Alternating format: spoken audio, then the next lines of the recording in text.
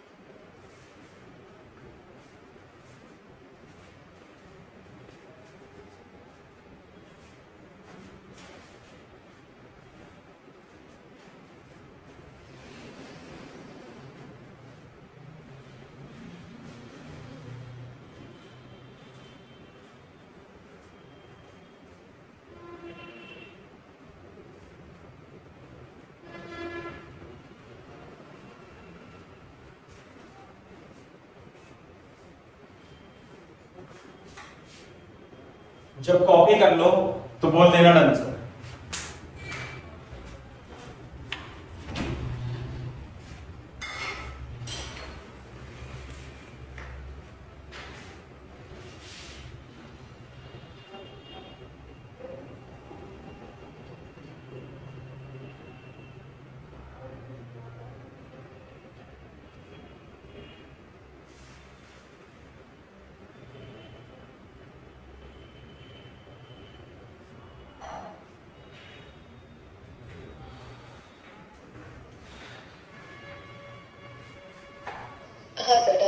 ठीक है, तो देखो, तो इस एंगल को हम क्या बोलते हैं, क्रिटिकल एंगल बोलते हैं। तो कैसे हम बताएंगे, बोर्ड पे देखो ध्यान से, है ना। फोर, अच्छा लिखो, देयरफॉर, ऐसे लिख लो, इंग्लिश में लिख लो, therefore if angle of incidence I is greater than theta c, या critical angle, then ray will reflect back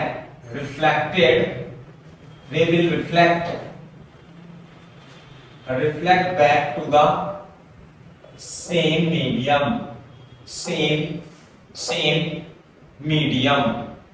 है ना। This phenomena is called total internal reflection. This phenomena is called total internal reflection.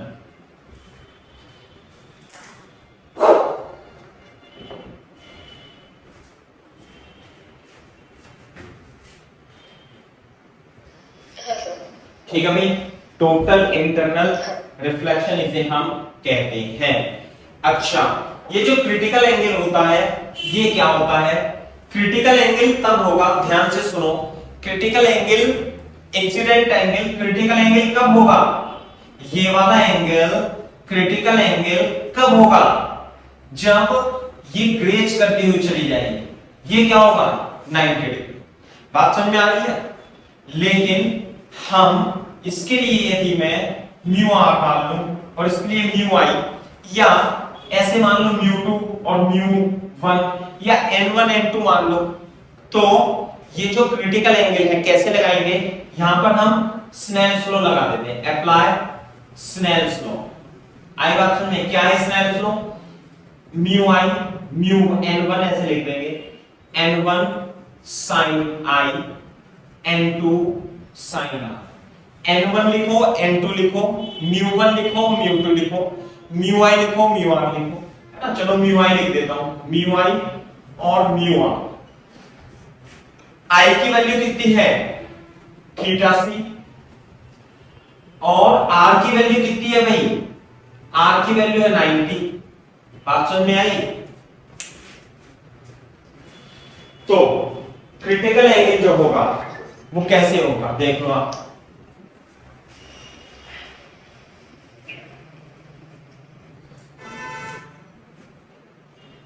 This is mu I into sin theta C ऊपर से देखते हैं। Mu I is equal to sin theta C mu R into 1 sin theta C is equal to mu R upon mu I, और theta C is equal to sin inverse mu R upon mu I. Clear है क्या बात? ऐसे करके if incident medium is glass, है ना, ये glass मान लेते हैं और वाटर मान लेते हैं, और ये तो है डेंसर मीडियम। ये फिनोमिना तभी होगी जब रे डेंसर मीडियम से रेयरर मीडियम में जैसे एयर में जाए। तो यहाँ पे जो म्यू आर होगा वो 1 होगा, और जो म्यू आई ले लेते हैं हम इसे म्यू ले लेते हैं, है ना भाई।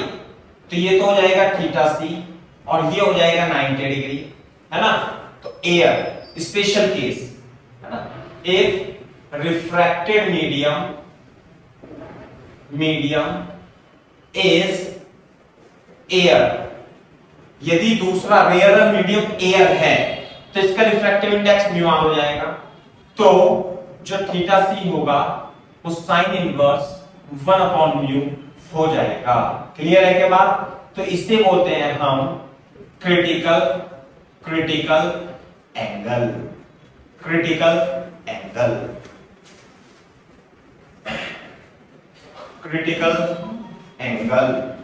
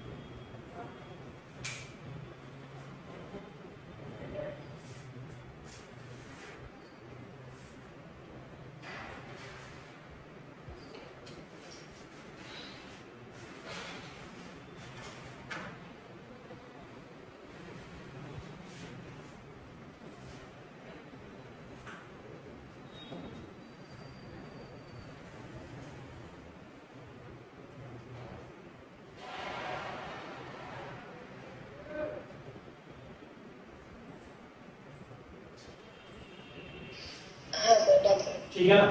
तो जैसे मीडियम होते हैं, जैसे मैं आपको बता दूं फॉर एग्जांपल, है ना, जैसे ये तो एयर और ग्लास हो गया, तो ये मीडियम क्या क्या हो सकता है, वाटर हो सकता है, ग्लास हो सकता है, मान लीजिए डायमंड भी हो सकता है, डायमंड, है ना, glass, water, diamond.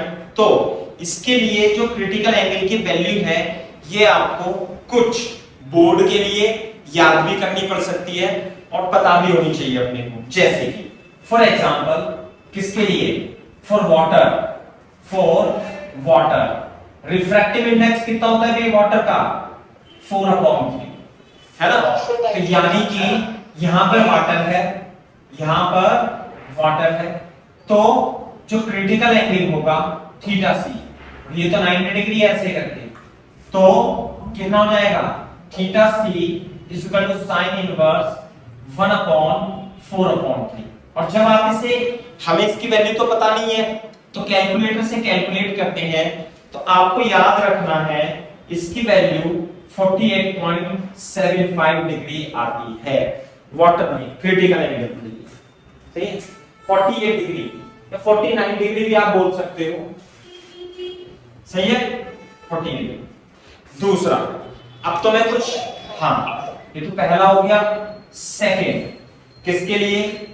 Crown glass के लिए रिफ्रैक्टिव इंडेक्स जो होगा 1.52 होगा, और इसके लिए जो क्रिटिकल एंगल आता है 41.52 डिग्री आता है, 41.14 डिग्री आएगा। क्लियर है बात? थर्ड लिखेंगे हम डेंस फ्लिंट ग्लास, इसके लिए म्यू की वैल्यू 1.62 होती है, और जो क्रिटिकल एंगल होगा वो 37.31 डिग्री होगा। साथ में एक तो ये इंपॉर्टेंट है भाई, ऐसा तो है नहीं एक तक वैल्यू याद रखेंगे, एक तो वाटर के लिए याद रखो और एक याद रखना आप डायमंड के लिए। डायमंड का TIR, डायमंड का जो चमकना होता है वो टोटल इंटरनल रिफ्लेक्शन की वजह से ही होता है, और इसका रिफ्रैक्टिव इंडेक्स बहुत ज्यादा हाई होता है डायमंड का, और इसका क्रिटिकल एंगल 24.41 डिग्री होता है। इसे आप याद रख सकते हो डायमंड वाले को और वाटर वाले को।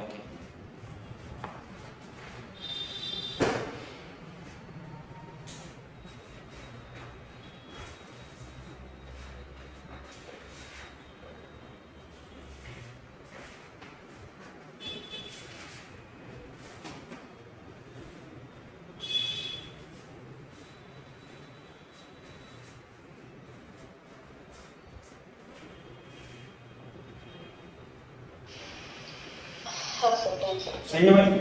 ये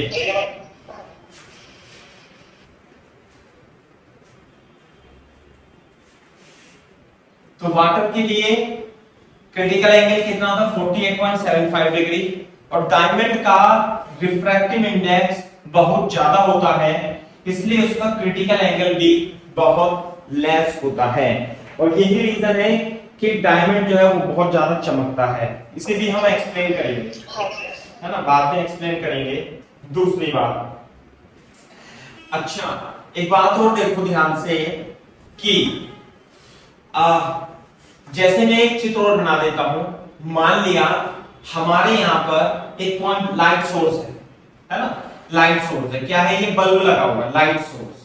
तो जब ये लाइट सोर्स है तो इसमें से लाइट निकलेगी, यहां भी निकलेगी, यहां भी निकलेगी, यहां भी निकलेगी, यहां भी निकलेगी, ऐसे इधर की साइड से भी निकलेगी लाइट। क्लियर है क्या बात? ऐसे करके ये लाइट निकलेगी। तो जब ये लाइट यहां से चलेगी इस सरफेस पे तो सीधी चली जाएगी, तो क्यों? क्योंकि इसका जो आई होगा वो 0 डिग्री होगा और आर भी क्या होगा? 0 डिग्री होगा। बोर्ड पे देखो, जब ये लाइट ऐसे चलेगी तो ये एंगल ऑफ इंसिडेंस होगा यूं करके, तो इसे जाना चाहिए था ऐसा। ये डेंसर है, ये कैसा मीडियम है भाई? डेंसर। ये है बाउंड्री और ये है रेयर। समझ में आती है बात? तो इसे कैसा जाना चाहिए? इसे सीधा जाना चाहिए, लेकिन ये क्या होगा? It will bend. क्लियर है क्या बात? तो अब एक ये वाली रे है, इसे भी क्या जाना चाहिए था? सीधे जाना चाहिए था, लेकिन ये भी क्या होगी? बेंड हो जाएगी, है ना। इसे I1 मान लेता हूं, यहां तो 0 हो गया, इसे I2 मान लेता हूं। अब ये वाली रे देखो आप, क्लियर है क्या बात? ये वाली रे है और ये एंगल जो है, मान लिया ये जो I3 है, और एक यहां पे देखें हम तो ये वाली जो रे चलेगी ये आप भी ऐसे बनाएंगे, ठीक है। तो ये एंगल ऑफ इंसिडेंस जो होगा ऐसे, बल्ब यहां पानी, मान लिया एयर है और ये क्या है? वाटर है, और वाटर में आपने बल्ब लगा रखा है नीचे, तो बल्ब से लाइट निकल रही है ऐसे, तो लाइट चल रही है ऐसे, लेकिन आप देखोगे कि ये जो एंगल ऑफ इंसिडेंस है, एंगल ऑफ इंसिडेंस लगातार क्या होगा? Continuously it will increase. Angle of incidence, angle of incidence will increase। Clear है क्या बात? दूसरी बात देखो, जब ये एंगल ऑफ इंसिडेंस यहां पर ये थीटा सी हो गया, थीटा सी के बराबर हो गया, मान लिया क्रिटिकल एंगल है, जैसे वाटर के लिए क्रिटिकल एंगल कितना आया? 48 डिग्री। तो यदि ये 48 डिग्री के बराबर हो गया, 48.75, तो ये जो रे है ये कैसी रे हो जाएगी, ये तो 90 डिग्री पे आ जाएगी, यहाँ पे तो R1, यहाँ पे R2, थीटा सी यानी इतना हो गया, मान लिया 48.73 वाटर है ये, तो ये तो 90 डिग्री हो गई। अब यहाँ देखो, ये वाली जो रे है ये जब ऐसे जाएगी तो ये कहीं तो क्या होगा इसका, ये reflected back to the medium आ जाएगी। आगे बात समझ में, it will come back to the medium, same medium, क्योंकि इसके बाद जो भी रे होगी सबका क्या होगा, उनका सबका TIR हो जाएगा। यहां पे क्या हो गया, TIR।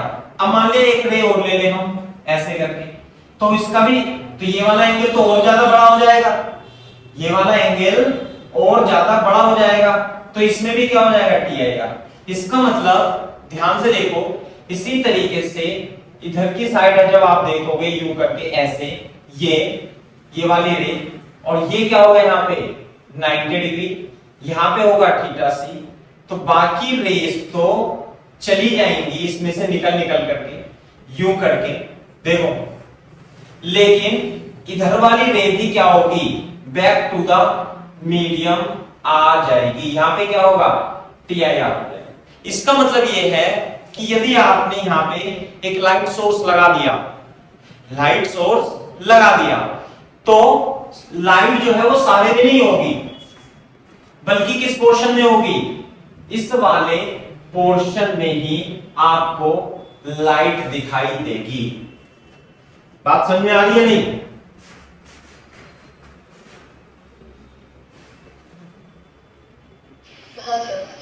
इसी पोर्शन में आपको लाइट दिखाई देगी, यहां पर लाइट नहीं दिखाई देगी, क्योंकि वो तो मीडियम में वापस चली जाएगी। तो इसलिए आपको एक शेप दिखाई देगी लाइट की, सर्कुलर शेप। शेप कैसे होगी, सर्कुलर शेप ही होगी।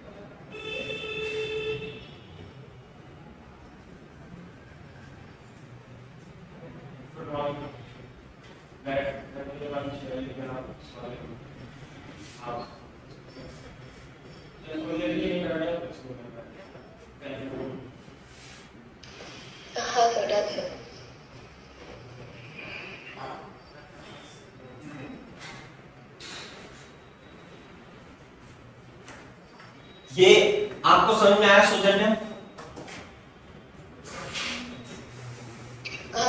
हाँ, तो अगर जो आपने पानी के नीचे बल्ब लगा दिया तो ऐसा नहीं है सारे में से लाइट निकलेगी।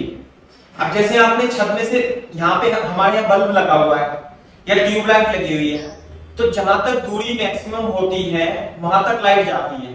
लेकिन यदि आपने पानी के नीचे, यहाँ पे तो एयर है, पानी के नीचे बल्ब लगा दिया तो यहां तक इस पोर्शन में ही आपको लाइट दिखाई देगी, क्योंकि बाकी की लाइट तो क्या होगा, एक TIR होकर के it will reflected back to the medium, back medium में चली जाएगी। समझ में आ गई बात? तो इसी पर क्वेश्चन है, ये मैं आपको बता देता है ना, फिर से यही क्वेश्चन है। तो ये जो एरिया होगा ये कैसा एरिया होगा बेटा, सर्कुलर एरिया होगा, इस बात का ध्यान रखना है ना। तो मैं क्वेश्चन बना देता हूं ये, हाँ बहुत ही फेमस क्वेश्चन है कि ये एक वाटर सरफेस है, ये वाटर है, यहाँ पे एयर है और यहाँ पे लगा हुआ है बल्ब, B4 बल्ब, सही है बात, और इसकी डेप्थ है 20 सेंटीमीटर। तो आपको ये बताना है फाइंड, यहाँ पे एयर है, ये वाटर है, NW इक्वल टू 4/3।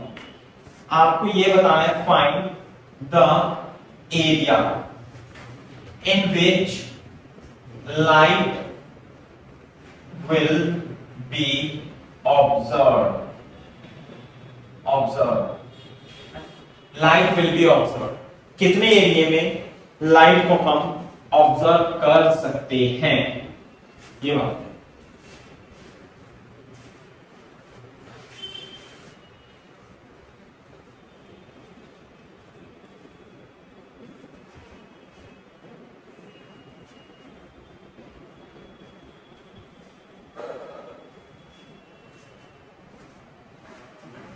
कितने एरिया में हम लाइट को ऑब्जर्व कर सकते हैं,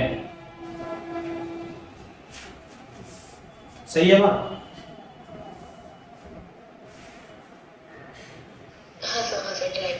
हाँ,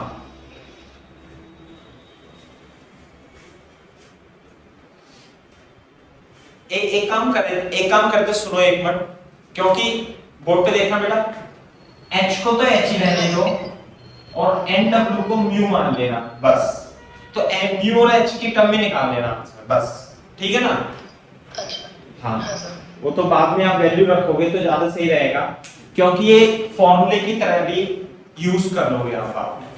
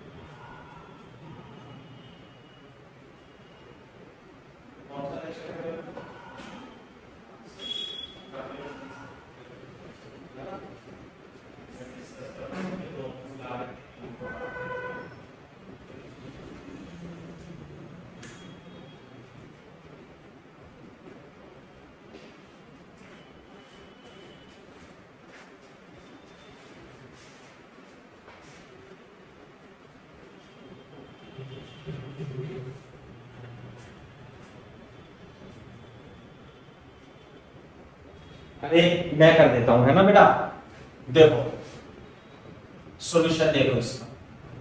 मान लिया बोर्ड पे देखना, ये सोर्स है, तो ये वाली लाइन जैसे मैंने बताया, ये वाली रेज जो होगी, ये वाली रेज यहां तक, जब ये 90 डिग्री हो जाएगा, है ना, ये ग्रेज करती हुई यू यू और ये ऐसे है, सही है भाई?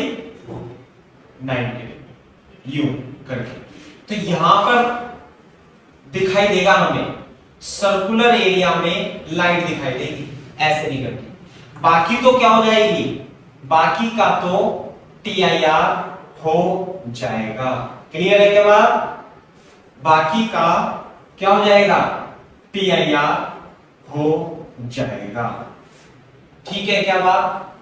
तो बोर्ड पे देखो, ये जो एरिया होगा ये सर्कुलर होगा, है ना, और इसकी रेडियस कितनी मान ले, रेडियस मान लेते हैं हम इसकी, कितनी मान लेते हैं भाई, R मान लेते हैं रेडियस। सौजन्य, हेलो, हाँ, तो हाइट तो हमें पता है इसकी, तो रेडियस पता लग जाए तो कर लेंगे हम। तो ध्यान से देखना, ये रेडियस होगी और साइन थीटा सी, हाँ भाई क्या लिखेंगे, मान लिया म्यू वाटर है और ये तो एयर का तो 1 हो गया, तो mu water into sine theta C is equal 1 into sine 90। तो देखो साइन थीटा सी किसके इक्वल होगा, 1 अपॉन म्यू वाटर के। अब यहां देखो टेन थीटा सी यदि मैं इसमें लगाऊं तो टेन थीटा सी क्या होगा, perpendicular, sorry perpendicular upon base यानी कि R अपॉन H, और साइन थीटा सी की वैल्यू यहां से निकलेगी, ये हो जाएगा √1 minus mu W square. Pythagoras theorem लगा देंगे तो टेन थीटा सी कितना हो जाएगा, इससे टेन थीटा सी हो जाएगा 1 अपॉन कितना होगा, 1 अपॉन रूट म्यू डब्ल्यू का स्क्वायर, ये हो जाएगा आपका टेन थीटा सी। तो टेन थीटा सी ये हो जाएगा 1 upon root 1 minus mu W का square is equal to R upon H। तो जो रेडियस होगी वो H upon √1 minus mu W का स्क्वायर हो जाएगी। तो ये रेडियस का फॉर्मूला आपको याद रखना है, समझे ना? तो जो एरिया होगा, ये वाला जो एरिया होगा, एरिया ए ऐसे लिख लेंगे, therefore area in which light will be seen, area होगा pi R square, pi into R square H square upon 1 minus mu W का square. This is the area. Clear है क्या बात?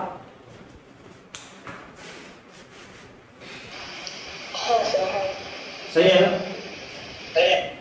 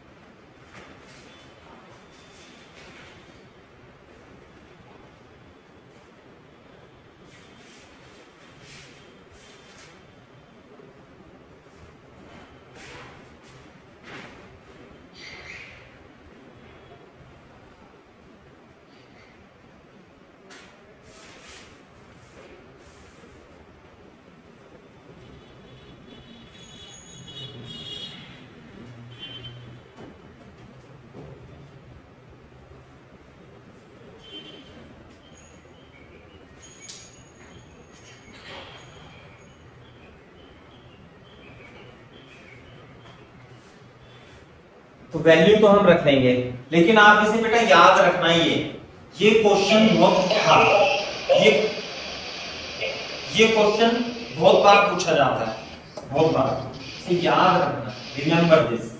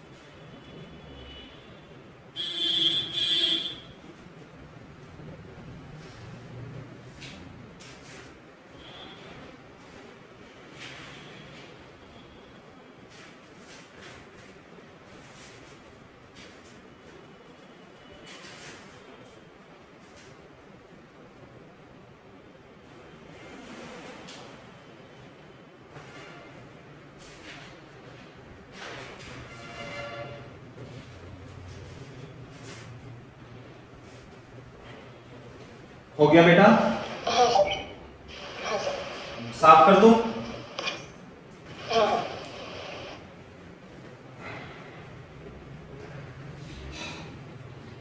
Total internal reflection, total internal reflection है ना।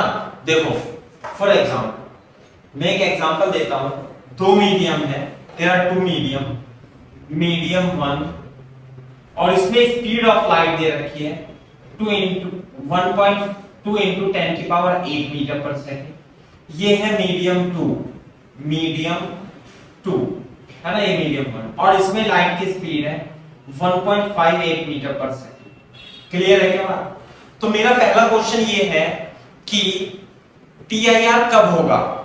जब light ray, first question, when will TIR takes place?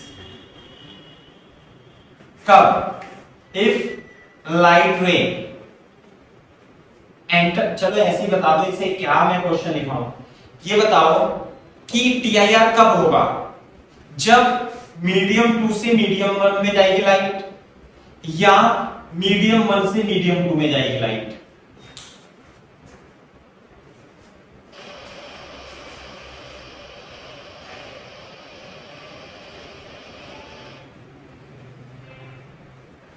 TIR कब होता है? ध्यान रखना इस बात का। TIR होता है तब जब लाइट रे डेंसर मीडियम से रेयरर मीडियम में जाए। ठीक है क्या बात? Sir 2 to 1।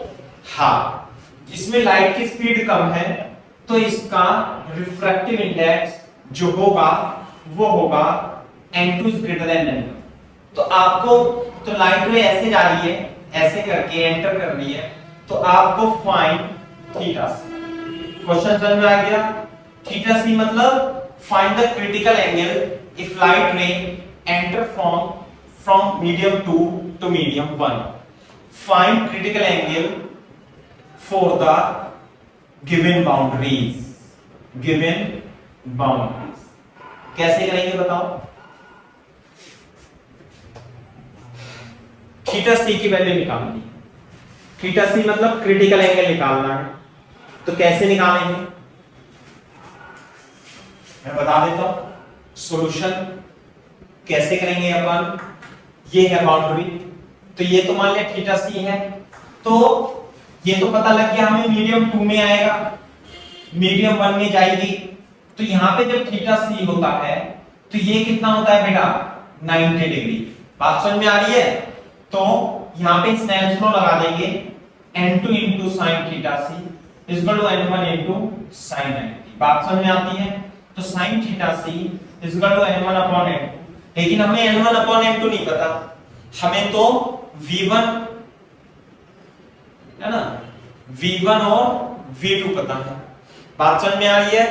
तो हमें स्पीड पता है, तो इस refractive index c upon v, n is proportional to v होता है, तो sin थीटा सी, हाँ भाई ये क्या बन जाएगा? इनवर्सली प्रोपोर्शनल है, तो v2 अपॉन v1 हो जाएगा, तो v2 अपॉन v1।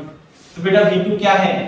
v2 है 1.5 into 10 की पावर 8, 2 into 10 की पावर 8, तो ये जाएगा 3/4 sin थीटा सी। तो थीटा सी जो होगा sin इनवर्स 3/4 इसके लिए हो जाएगा। बात समझ में आती है नहीं? हाँ सर। तो ये सिंपल सा क्वेश्चन है। हो सकता है कभी वो रिफ्रैक्टिव इंडेक्स ना दे, आपको लाइट की स्पीड दे।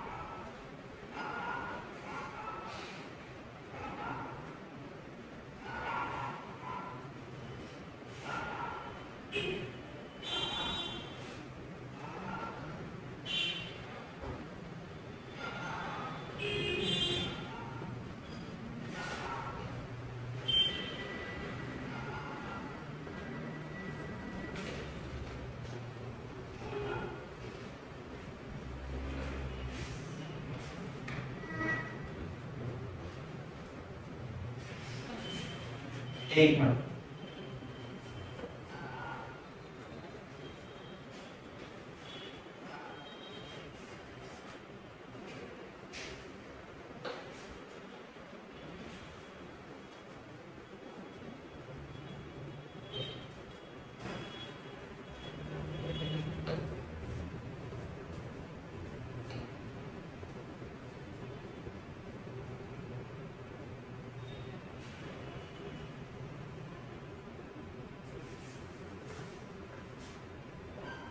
क्वेश्चन कॉपी कर।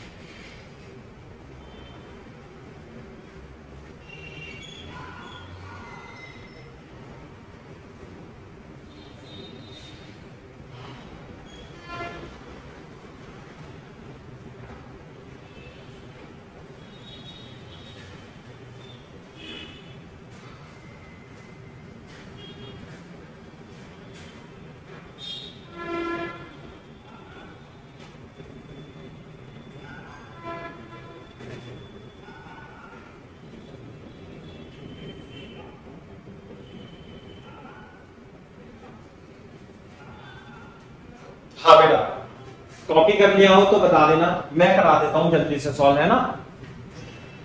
हाँ सर फोटो कर लिया। कर लिया कॉपी? हाँ सर। देखो क्वेश्चन में बता देता हूँ आपको क्या है।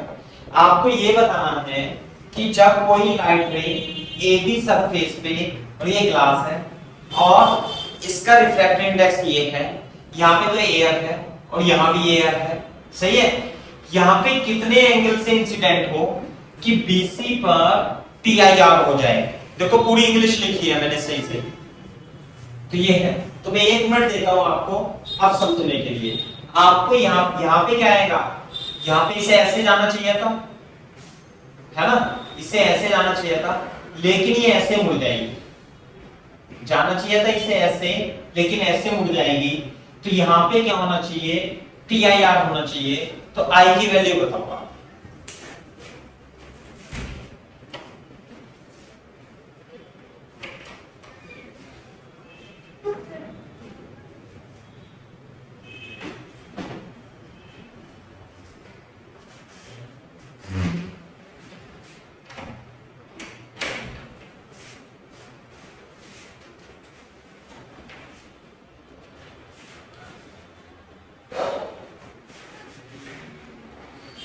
देखो कैसे करेंगे, बोर्ड पे देखो, ध्यान से देखो।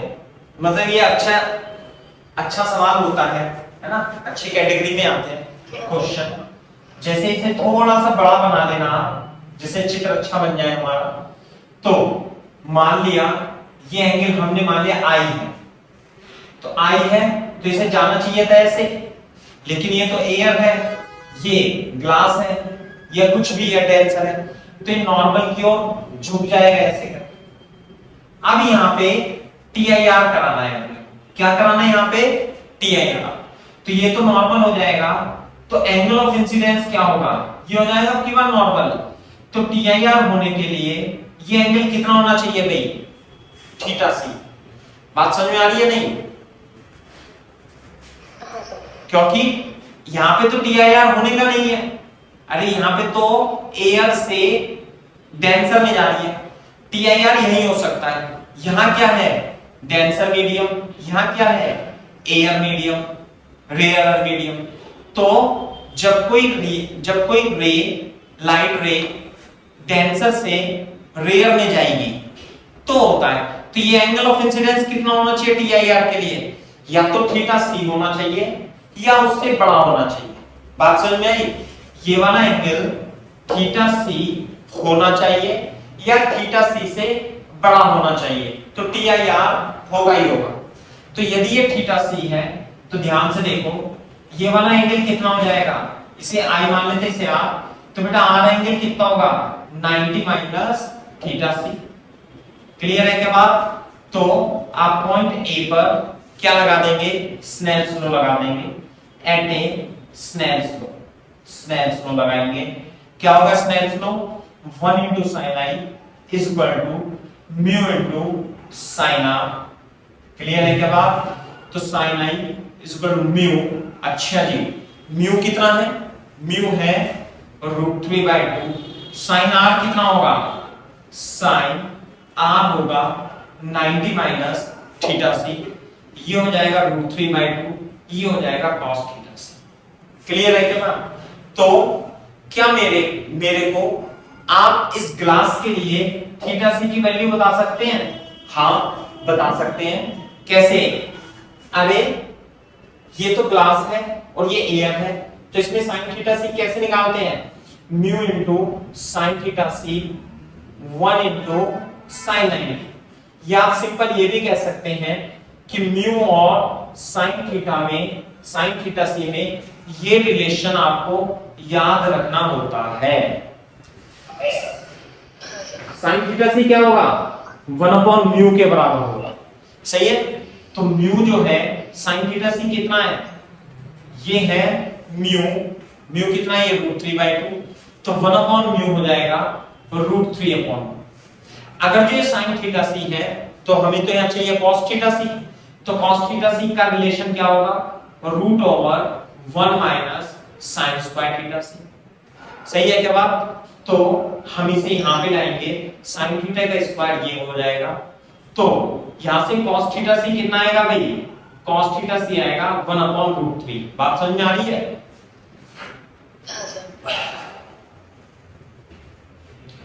तो √3/2 और cos थीटा की वैल्यू √3 से √3 कट जाएगा, sin i, तो sin i की वैल्यू कितनी हो गई, 1/√2 sin 45।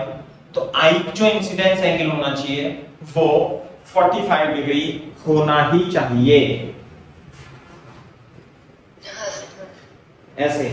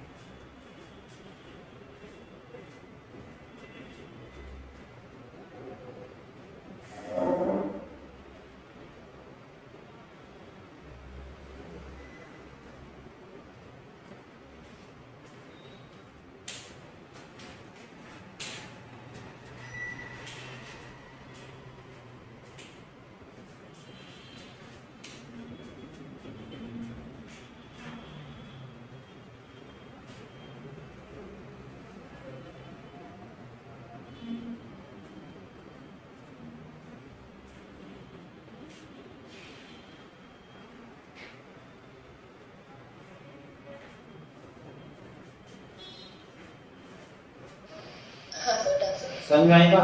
तो ये तो वो एंगल आ गया, ये वो एंगल आ गया जिसके लिए इस पॉइंट पे क्या होगा, जस्ट TIR होगा। जस्ट TIR का मतलब ये 90 डिग्री है ना।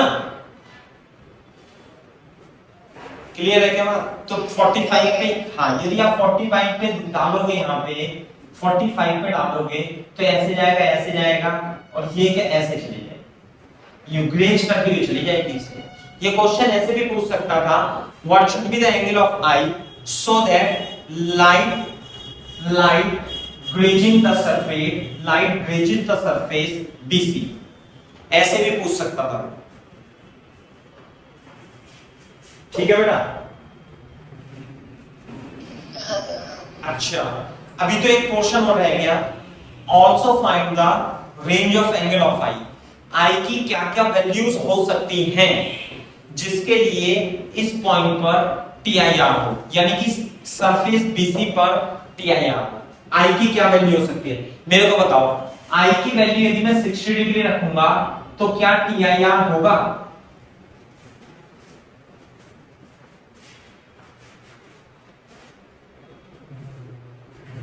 समझ में नहीं आई अभी आपके बात? सुनो तो अगर 45 से ज्यादा होगा तो होगा ना TIR। एक मिनट, मैंने तुम्हें थोड़ा सा कम पढ़ाया है, मैंने गलती कर दी एक चीज, मेरे को पूछना था आपसे, मैंने गलती कर दी, आप जवाब नहीं दे पाओगे इसका सही। पहले मैं आपको सही कर देता हूं।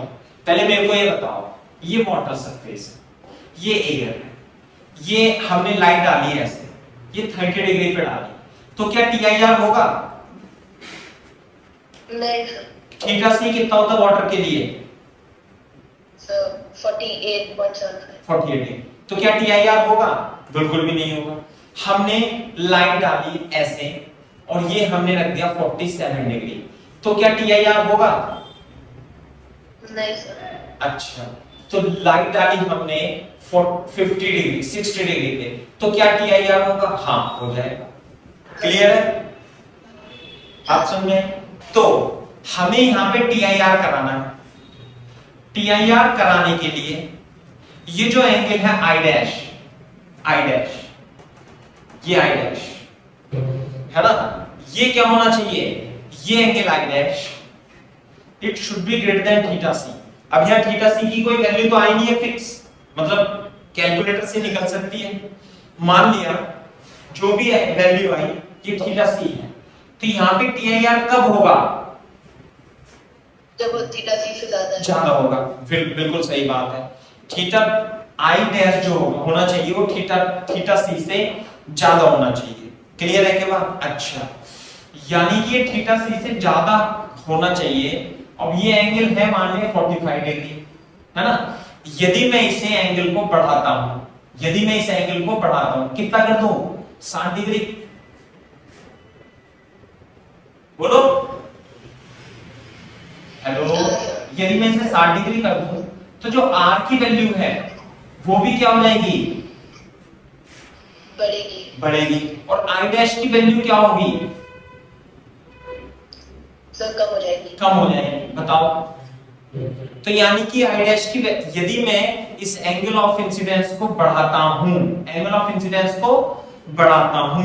तो R भी बढ़ेगा, और ये जो एंगल ऑफ इंसिडेंस है इस पॉइंट पर एंगल ऑफ इंसिडेंस है वो कम हो जाएगा। तो एंगल ऑफ इंसिडेंस क्या होना चाहिए था? ये तो थीटा C से ज्यादा होना चाहिए था, और ये इस एंगल को बढ़ाने पर ये बढ़ रहा है और ये कम हो रहा है, तो यहाँ TIR फिर नहीं होगा। समझ में आई बात? तो ये जो एंगल है क्रिटिकल एंगल, यहाँ पर जो इंसिडेंट एंगल आया जस्ट TIR के लिए 45 आया, तो ये एंगल क्या है? 45 आया। यदि मैं इसे कम करता हूं तो ये भी कम हो जाएगा, R भी तो कम हो जाएगा।